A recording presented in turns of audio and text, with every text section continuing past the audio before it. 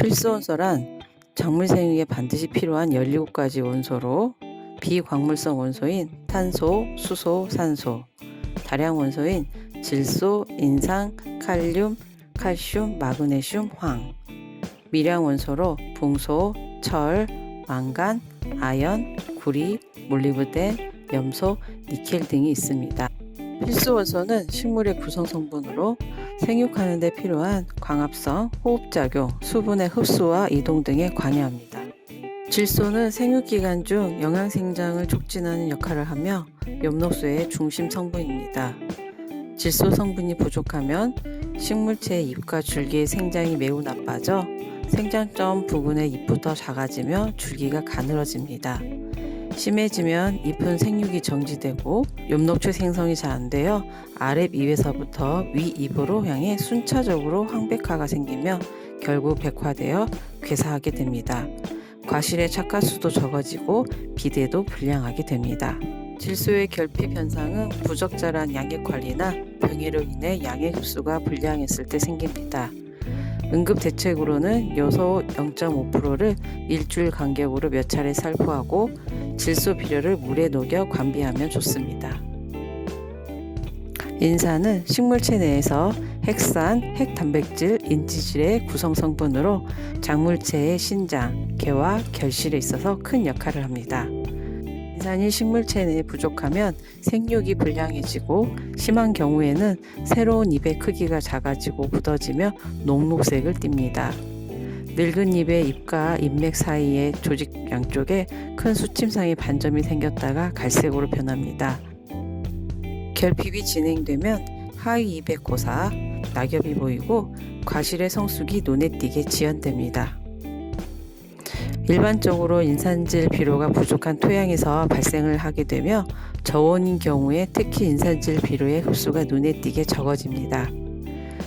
응급대책으로 제1인산 칼륨 0.3%를 몇 차례 옆면 살포하고 배양액에 인산칼슘 또는 제1인산 암모늄을 보충해 줍니다. 칼륨은 광합성과 탄수화물의 합성에 도움을 주고 세포의 삼투압, 단백질 합성, 당의 전류에 관여합니다.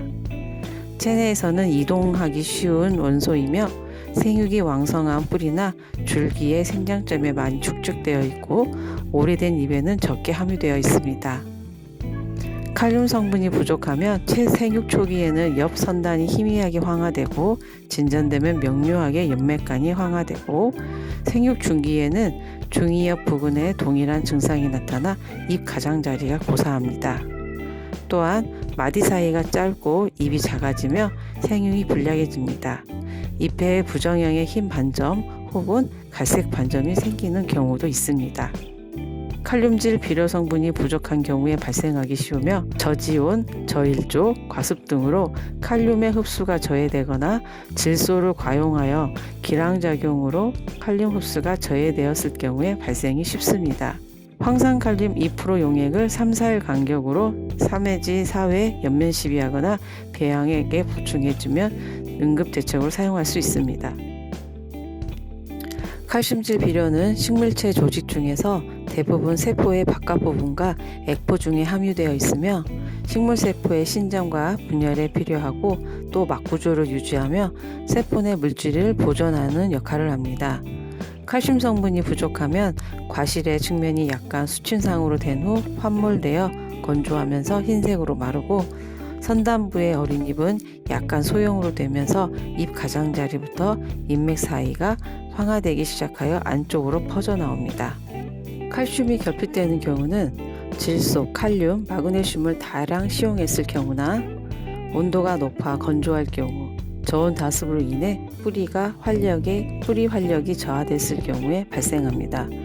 응급대책으로는 염화칼슘 또는 인산 제1칼슘을 0.3% 액으로 몇 번 살포해주면 좋습니다. 마그네슘은 엽록소의 구성 성분으로서 잎의 녹색을 유지하기 위해 매우 중요합니다. 마그네슘은 광합성 작용과 인산화 과정을 활성화함에 있어서 모든 효소의 보조인자로 작용하고 이산화탄소 고정 효소를 활성화시켜 이산화탄소 고정량을 증가시키고 단백질 합성에도 관여합니다. 마그네슘 결핍 증상은 오래된 아래 입에서부터 일어나며 심하면 인맥 사이가 완전히 탈색되어 황화 또는 백화됩니다. 하위 잎의 기능이 저하하고 상위 2%의 양분 이행이 충분히 이루어지지 않았을 때는 이것보다 좀 더 위의 잎에서 발생하기도 합니다. 마그네슘 결핍이 발생하는 원인으로는 마그네슘 함량이 낮은 경우, 암모니악의 비료를 다량 시용한 경우, 인산을 다량 시비할 경우 저온이 되면 마그네슘 결핍이 생기기 쉽습니다. 이때 1에서 2%의 황산 마그네슘 수용액을 일주일간에 걸쳐 5회 연면 살포하면 좋습니다. 그리고 저온이 되지 않도록 보온에 유의해야 합니다. 철은 광합성 작용, 아질산염의 환원, 황산염의 환원, 질소동화 작용 등 산화환원 작용 등에 관계합니다. 그리고 엽록소 생합성의 중요한 필수 원소이기도 합니다. 철이 부족하면 체내에서 이행이 어려운 성분이므로 생장점 가까운 부위에 부족 증상이 나타납니다. 새로운 어린 잎에 연맥만 남기고 황백화됩니다. 철의 결핍은 pH가 높을 때 구리, 망간, 과잉에 의한 철의 기량작용, 인산비료의 과잉 또는 과건, 과습, 저온 등에 의한 뿌리의 활력이 저하됐을 때 일어납니다. 대책으로는 유산체 1철을 0.1에서 0.5% 수용액 또는 구연산철을 100pm 수용액을 연면 살포합니다. pH는 6.0에서 6.5로 조정하면 좋습니다. 붕소는 세포벽 형성, 옥신 대사, 리그닌 생합성, 발화와 화분 생장, 조직 발달의 필수 성분입니다. 이 경우 식물체의 생장적 부분의 절간이 현저히 위축되고 잎과 줄기는 경화되어 부러지기 쉽게 됩니다. 붕소 결핍은 비료 성분 간의 기량작용으로 많이 나타나며 질소, 칼륨, 석회 등을 과다 시비할 경우 나타납니다. 이때 붕사 또는 붕산 0.1에서 0.25% 수용액을 연면 살포합니다. 또는 배양액에 붕산을 보충하면 좋습니다. 석회나 칼륨 비료를 과다하게 시용하는 것을 피하고 충분히 관수하여 건조를 피합니다. 주요 비료 성분들의 생리장애를 진단하기 위해 제시된 표입니다. 오래된 잎과 새 잎 부분으로 나누어 부족 현상을 파악해 연결해 보면 어떤 비료가 결핍되어 있는지 쉽게 찾을 수 있습니다. 오래된 잎에서는 작물체 내 이동 속도가 빠른 질소, 마그네슘, 칼륨, 인산의 결핍이 보이고 새 잎 부분에서는 작물체 내 이동 속도가 늦은 칼슘, 철의 결핍 현상이 잘 보입니다. 파프리카 재배에서는 양액 공급과 환경 관리는 정확한 생육 진단을 기초로 이루어져야 합니다. 만약 생육 진단을 잘못하여 과다한 영양 생장 관리로 착과에 실패하거나 지나친 생식 생장이 지속되어 숨머지가 오게 되면 과실의 품질뿐만 아니라 수량 감소의 직접적인 원인이 되기 때문입니다. 파프리카의 생육 상태를 판단하고 이를 근거로 환경관리나 양액관리 등을 통해 생육 전환을 하면 됩니다. 만약 작물이 지나치게 생식생장에 치우쳐 있으면 24시간 평균 온도를 높이고 오후 11시부터 일출 1시간 전까지는 최저 온도를 유지하며 일의 공급량과 공급 횟수를 늘려 배진의 함수율을 증가시키고 배진의 이시를 낮춰주면 작물이 영양생장으로 전환됩니다. 영양생장에서 생식생장으로 전환하고 싶다면 차광제를 제거하고 보온 커튼 개폐 시간을 조절하여 광을 최대한 확보합니다. 24시간 평균 온도를 내리고 환기를 많이, 습도는 낮춰줍니다. 주요간 온도 편차를 크게 하고 일의 공급량을 줄여 배진의 함수율을 낮추고 공급 이시를 올려주면 됩니다. 파프리카에 발생하는 장애는 크게 병리적 장애와 생리적 장애로 구분할 수 있습니다. 병리적인 장애는 주로 병원균에 의해 발생을 하고 생리적인 장애는 토양, 비료, 광, 온도 등 재배 환경에 따라 발생을 하게 됩니다. 파프리카에 발생하는 주요한 생리장애는 배꽃썩음과 일속과 흑자색과 실버리 등이 있습니다. 이러한 생리장애는 병이 아니기 때문에 작물의 재배 환경을 최적화하여 관리함으로써 피해를 최소화할 수 있습니다. 백구석은가는 처음에는 진한 녹갈색의 물에 젖은 듯한 반점을 보이다가 연한 갈색의 반점 상태로 변하여 과일 표면에 나타나는 것으로, 증상작용으로 소모되는 물의 양이 뿌리에서 흡수한 물의 양보다 많을 때 어린 과실에서 부족한 양만큼 빼내오기 때문에 나타납니다. 파프리카 과실은 완충능이 적기 때문에 이 증상이 쉽게 나타나고, 이 반점은 일반적으로 과일의 아랫부분에서 나타나며 습도가 낮거나 온도가 높을 때 나타납니다. 칼슘은 세포를 강하게 만드는 역할을 하므로 슬라브의 낮은 pH, 근권이 건조할 경우 칼슘이 부족하게 되어 세포벽이 약해지며 증상작용과 같은 낮은 압력에도 쉽게 피해를 입게 됩니다. 이럴 때 공급 이시는 다소 낮추고 배행률을 늘려 근권 이시를 3.5 내외로 낮게 관리해야 합니다. 또한 과실 비대를 위해 일평균 온도를 갑자기 올리면 과실이 연약해져 발생량이 증가하므로 야간 온도를 다소 낮게 관리하는 것이 필요하겠습니다.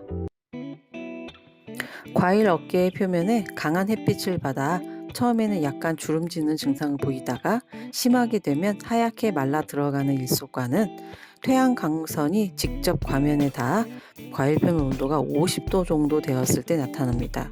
따라서 햇빛이 강한 3월 이후에는 측지의 잎 두세 매를 확보해 직사광선이 과면에 직접 닿지 않도록 해야 하고, 환기와 적당한 차광을 통해서 온실내 온도가 지나치게 상승되지 않도록 해야 합니다.